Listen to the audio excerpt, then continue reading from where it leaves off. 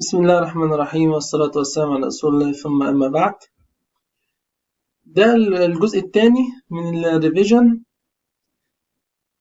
اللي هي بتتكلم عن الكيميكال بونز، وهنتكلم في الجزء ده عن الايونيك بوند.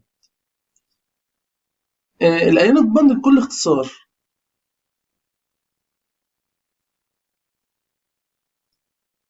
بتكون بين الميتال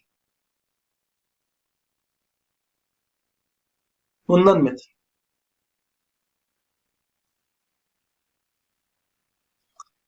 الميتال loses electrons and converted into positive or positive ion, while non-metal gain electrons and converted into negative ion. Positive ion and the negative ion will be attracted.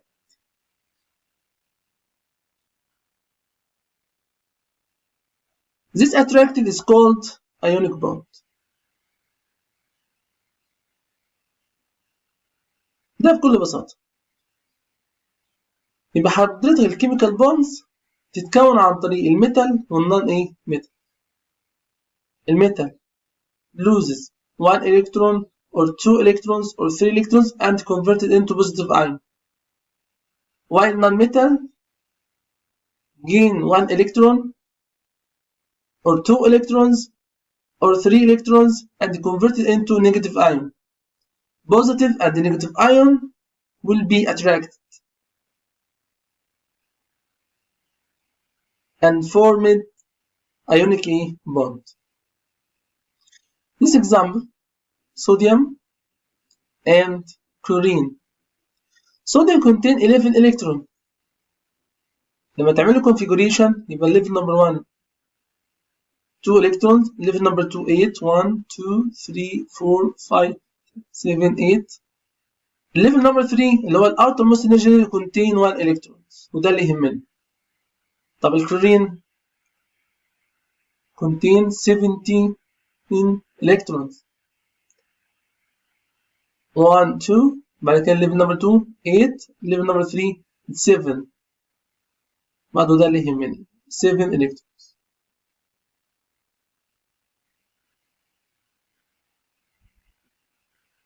فايه اللي هيحصل؟ what happened؟ sodium loses 1 electron and converted into positive ion. Sodium loses 1 electron and converted into positive ion. Carry positive 1. Chlorine gain 1 electrons اللي جاي من الصوديوم and converted into negative ion. Positive ion and negative ion will be attracted. This is the ionic bond. عندك another shape بيعبر عن الايونيك bond بالشكل ده. هذا الايونز اللي هو الالكترونز رايح فين؟ نروح ناحية الكلورين. Chlorine become negative ion and sodium become positive ion.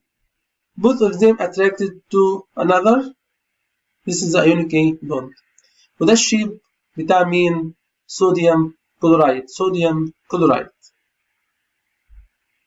رابطة سهلة جدا، يعني مش محتاجة مجهود كتير.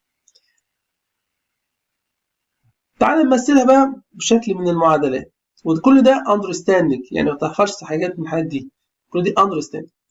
يبقى احنا عندنا الصوديوم 11 2 8 1 lose 1 electron and converted into positive ion 2 8. Chlorine 17 2 8 7 gains 1 electrons اللي هو جاي من هنا and converted into negative ion 2 8 8. This positive ion and the negative ion will be attracted in positive Cl negative and formed ionic bond.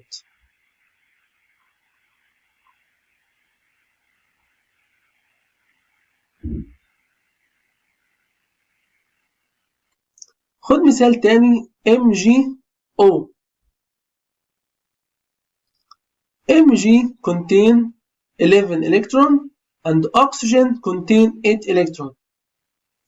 اعمل configuration 282. This is metal. Lose 2 electrons. Excellent. And convert it into positive ion. Carry 2 positive ion. 2, 8.